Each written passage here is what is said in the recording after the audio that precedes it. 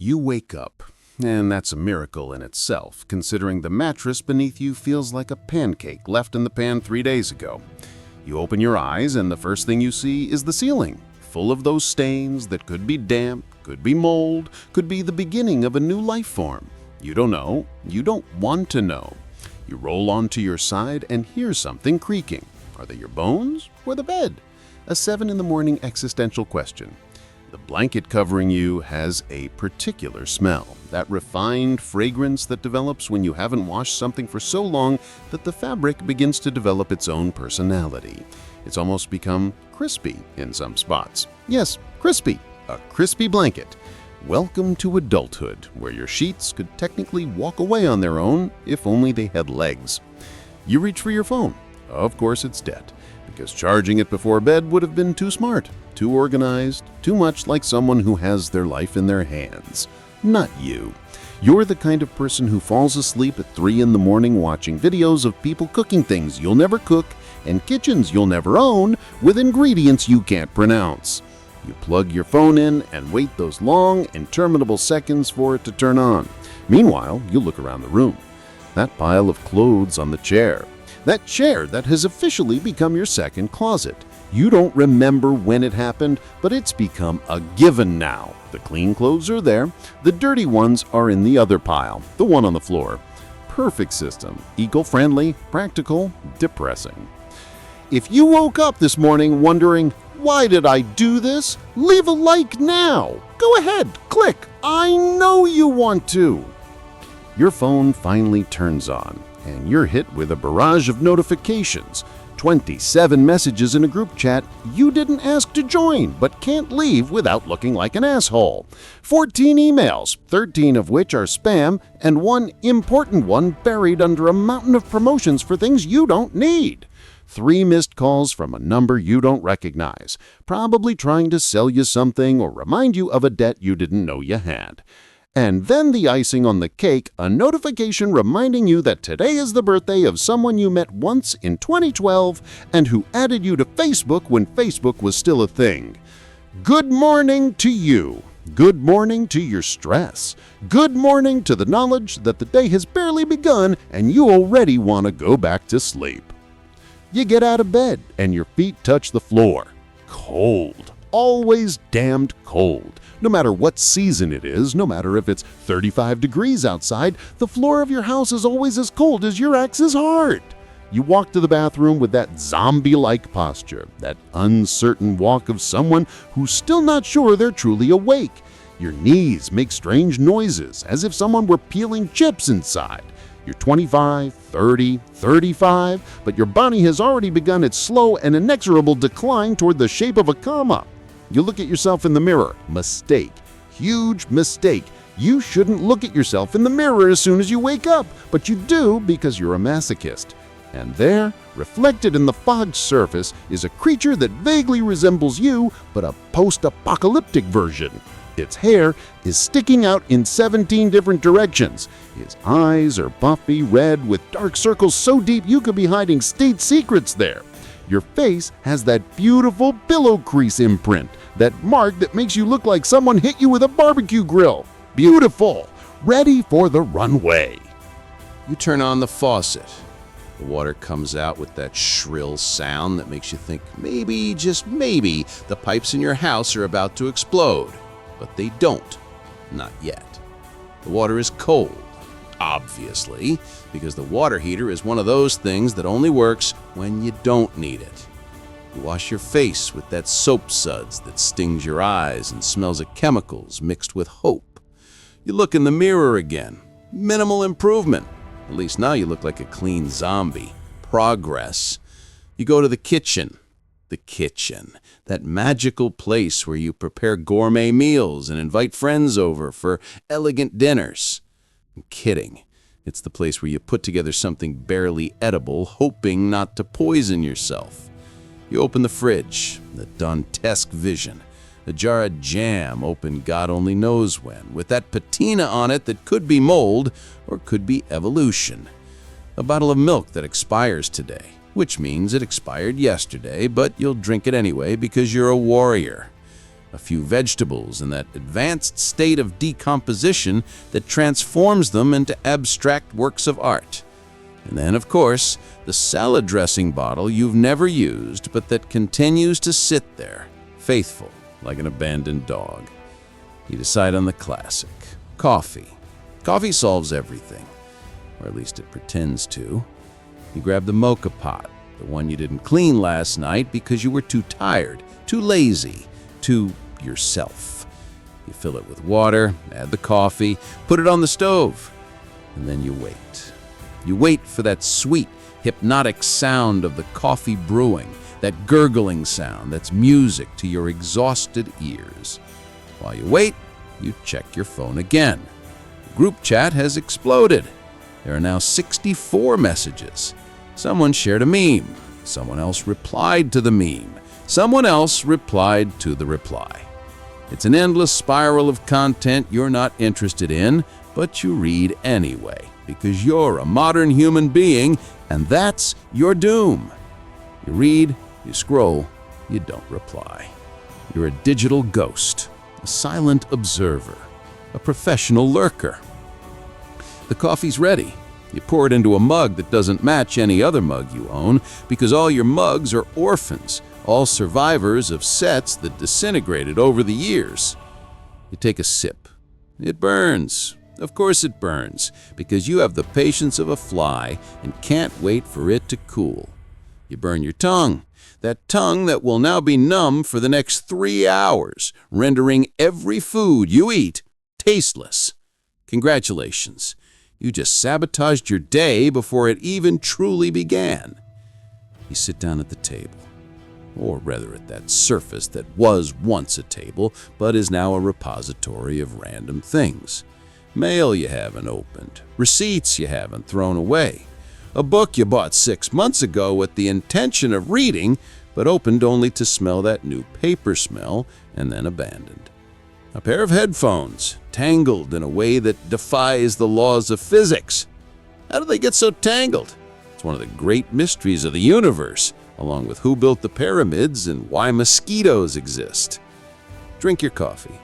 Slowly. This is your Zen moment. The one moment of the day when you don't have to do anything, you don't have to talk to anyone, you don't have to pretend to be a functional person.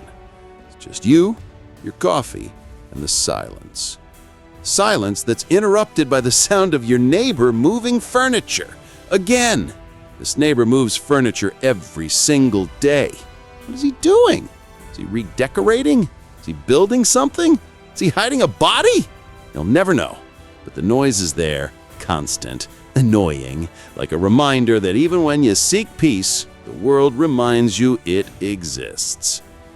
Finish your coffee. It's time to get ready to go out, to face the world, to pretend to be a competent adult. Go to your bedroom, open the closet, or open the chair, depending on where you've decided to keep your clothes this week. Pick out something clean, or rather, something that looks clean, something that passes the sniff test. Yes, the sniff test. The one you do when you're not sure whether a shirt has been worn once or 5 times. You smell it. If it doesn't smell to death, that's fine. Very high standards. You get dressed. Jeans, t-shirt, something over it if it's cold. Shoes. Those shoes that were once white but are now an indeterminate color somewhere between gray and brown with stains that tell stories of wet sidewalks, badly avoided puddles, and that day you stepped on something you'd rather not remember. You turn on, you're ready. Or at least you're dressed, which isn't the same thing, but we're getting closer. Grab your keys, grab your wallet, grab your phone. The holy trinity of items you can't leave the house without. Do a mental check. Keys? Yes. Wallet? Yes. Phone? Yes. Gas turned off? Probably. Windows closed? Maybe. Iron unplugged? You don't own an iron, so we're good to go. Go out, close the door, lock it, then check if you locked the door, then check again.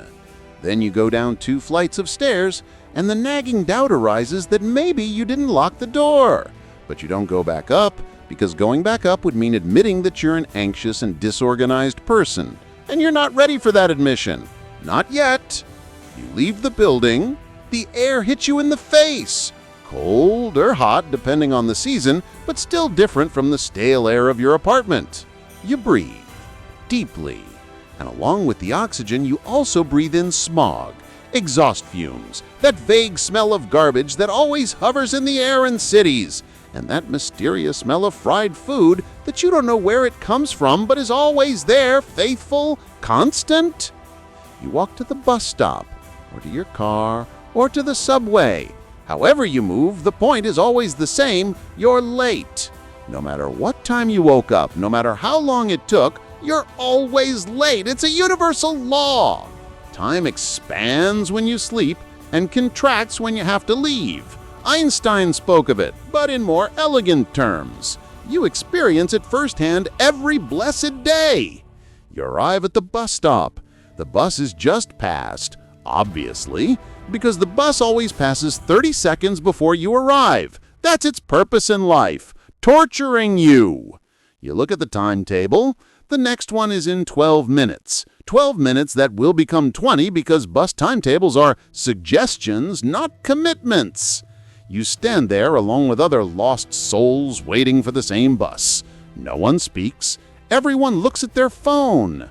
Everyone scrolls, scroll, scroll. The gesture of modernity, the new opium of the masses. You look at your phone too.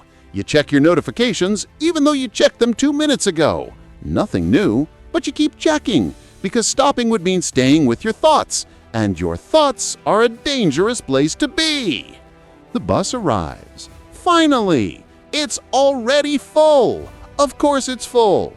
You squeeze inside, squeezing in between sweaty bodies, bulky backpacks, strollers, shopping bags, and that guy who doesn't understand the concept of personal space and is practically sitting on your lap. The air inside is a mix of cheap deodorant, morning breath, and that unique scent of human compression that makes you wish you'd move to the countryside to herd goats. The bus starts with a jerk, because the driver learned to drive by playing a 1990s video game where the goal was to knock over as many people as possible. Every curve is an adventure. Every stop is a test of balance. You hold on to that support, that greasy pole that has been touched by thousands of hands before yours, each with its own personal collection of bacteria. You don't think about bacteria. You can't think about it. If you think about it, you go crazy. You look out the window, you see the city waking up, shops opening, people walking fast, all with that look that says, I have somewhere to go and I'm already late. Traffic lights, traffic, horns, the daily dance of urban chaos.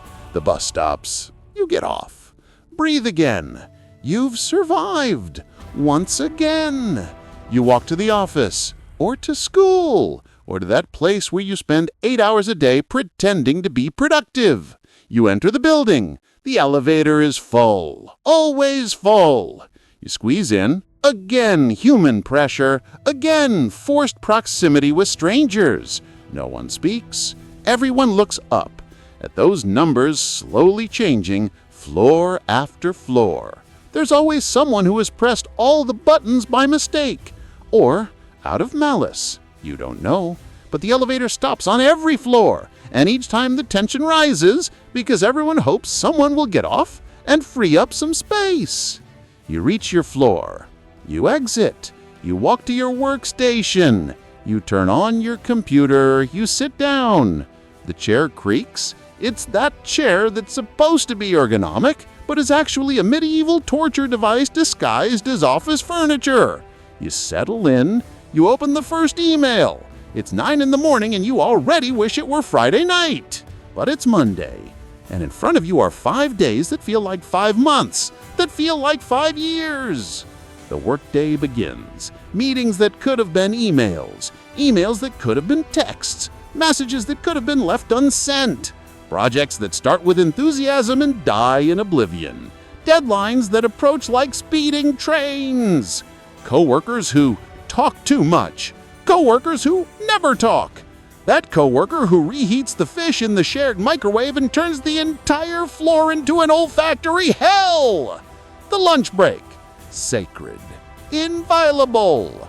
Or at least it should be. But there's always someone looking for you just as you've opened your sandwich. Always. It's an unwritten rule of the universe. The moment you're about to eat, someone urgently needs you. You eat fast. Too fast. You don't chew, you swallow. Your stomach doesn't know what hit it. It protests, but you ignore it. You have another 20 minutes of break and you want to use them to scroll your phone in peace. You return to your desk. Another 4 hours, which feel like 8. Time expands again, but in the opposite direction. Every minute lasts an eternity. You look at your watch. It's been 3 minutes since you last looked at it, even though you'd swear it's been 30. The afternoon drags on like a snail on hot asphalt. Finally, 6 or 5, or that time when you can finally turn off the computer and pretend work doesn't exist until tomorrow. You get up, gather your things, say goodbye, exit. Same route in reverse, elevator, street, bus, home. The endless loop of routine. You enter the house, close the door, take off your shoes, those damn shoes that have tortured your feet for 8 hours. You throw yourself onto the couch, that couch that knows the shape of your body better than anyone. Pick up your phone, scroll, Netflix, YouTube, anything that turns off your brain. You should cook, you should do the laundry, you should clean, you should do so many things. But you don't. You order something, pizza, Chinese, whatever comes first. You eat in front of the TV or in front of the computer. Definitely not at the table like a civilized person. You finish, you throw away the box, or rather, you leave it there with the intention of throwing it away later. After becomes tomorrow, tomorrow becomes next week becomes never. It's late. You should go to bed, you should sleep, you should be responsible, but you're not. You keep staring at the screen. One video after another, one episode after another, the classic phrase, one more and then I'm off to sleep, that you repeat 5 times. It's 2 in the morning. How is this possible? A moment ago, it was 11. Time is an illusion, a social construct, a lie we tell ourselves to make sense of the chaos. You go to bed, finally. That bed with the mattress that's an insult to your back, that crispy blanket, those sheets you were supposed to change but didn't. You lie down, close your eyes, and in that moment, right in that moment, your brain lights up like a Christmas tree. All the thoughts you've been ignoring all day decide that now is the perfect time to visit you. That awkward conversation from 3 years ago, that project you need to finish, that bill you perhaps forgot to pay, that weird thing you said to that person that one time. The brain is a sadistic bastard that waits for the worst moment to remind you of every mistake, failure, and cringe moment in your existence. You try to sleep. You roll over. The pillow's too high. No, it's too low. No, it's too hot. You throw away the blanket. Now you're cold. You pick up the blanket. Now you're hot. It's an endless cycle of discomfort. Finally, after what seems like an eternity but is probably 20 minutes, you fall asleep. And the next day, it all starts again. Alarm clock, stains on the ceiling, dead phone, crusty blanket, coffee, late, bus, office, quick lunch, eternal afternoon, home, couch, junk food, TV, bed, intrusive thoughts, sleep, loop, cycle, repeat. And you ask yourself, in one of those rare moments of clarity that come at 3 in the morning when you should be sleeping, you ask yourself if this is what they meant when they said adult life. If this is the reward for growing up, if this is what you studied for, thought for, hoped for, bills, chronic fatigue, food that slowly poisons you, and the constant feeling of being behind on everything. And the answer, that sad and depressing answer, is yes. That's exactly what they meant. Welcome. There's no going back. There are no refunds. But then, amidst all this grayness, all this exhausting routine, all this organized chaos, something happens. Something small. Something insignificant to anyone else, but which, to you, in that moment, is enormous. Maybe it's a ray of sunshine shining through the window so perfectly. Maybe it's a song on the radio that brings back a beautiful memory. Maybe it's a smile from a stranger on the street, Maybe it's your coffee, which for once is perfect. Not too hot, not too cold, exactly how you like it. Maybe it's the fact that for once the bus arrived on time. Maybe it's that text from a friend that makes you laugh. Little things, tiny. But amidst the gray, they shine like diamonds. And you realize that maybe, just maybe, life isn't made of big moments. It's not made of exotic vacations or promotions or resounding successes. It's made of these seconds, these moments stolen from the chaos, these small, insignificant, beautiful moments of peace in the midst of the storm. And maybe, just maybe, that's what makes it all bearable. Knowing that amidst the shit, and there is a lot of it, every now and then, there's something beautiful. Something that reminds you why it's worth keeping going, why it's worth getting out of that awful bed with that crusty blanket, why it's worth facing the crowded bus and the traffic and the insufferable boss and the bills and everything else. Or not. Or you're just rationalizing. Or you're just trying to make sense of something that doesn't make sense. Or you're just surviving, day after day, for no real reason. Other than that's what you do. You wake up, you move on. You keep going, you wake up again. The loop continues. And it will continue. Tomorrow you'll wake up and you'll do it all again. And the day after that, and the day after that.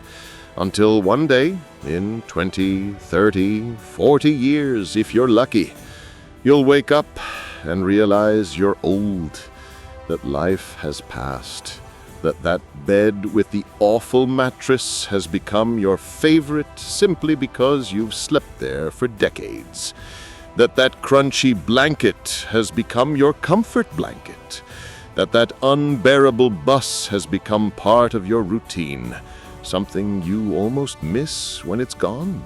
Almost. And maybe you'll look back and think it wasn't so bad after all. That amidst all the chaos there was something good, a few laughs, a few friendships, a few moments worth living. Or maybe you'll look back and think it was a complete waste of time, that you should have made different choices, risked more, lived more, been more. You don't know, you can't know. Because you're here, now, in this moment, with your lukewarm coffee and your mediocre life and your dreams that have become compromised. And that's okay. Or at least you tell yourself that's okay. Because the alternative is admitting it's not okay. And then you should do something. And doing something is tiring. And you're already so tired. So you continue. You get up. You get dressed, you go out, you work, you come back, you sleep, you repeat. And every now and then, in the midst of it all, you stop. You breathe, and you think that maybe, just maybe, there's something more, something beyond this routine, something you can't see but you feel like a shadow in the corner of your eye. Something that tells you life could be different, better, fuller, realer. But then another notification arrives, another email, another deadline, and that thought fades. And you go back to the routine, the loop, the cycle. Because it's easy, because it's safe, because it's what you know. And the unknown is scary. Change is scary. Possibility is scary. So you stay in your uncomfortable comfort zone, in that life you don't love but you accept, in that routine that slowly kills you but gives you a sense of structure, and that's okay. Or maybe not, but that's how it is, and that's how it will be, until it's not anymore, until something changes, until you decide to change. But that day isn't today. Today is just another day, a normal day, an average day. A day in the life of an average person living an average life in a world that's always moving too fast, but at the same time seems to stand still. Welcome to your life. It's not the one you dreamed of. It's not the one you wanted. But it's the one you have. and now it's up to you to decide what to do with it. If you recognized yourself in even just one of these scenes, live a like, because that like tells me I'm not crazy, that we're a tribe of routine survivors. Tell me in the comments what the worst moment of your day is. The one that makes you think, okay, this is rock bottom. And if you haven't already, subscribe to the channel and activate the bell. I hope you have a less horrible day than the one I just described. But if it is, I'll see you back here. Bye, Survivor.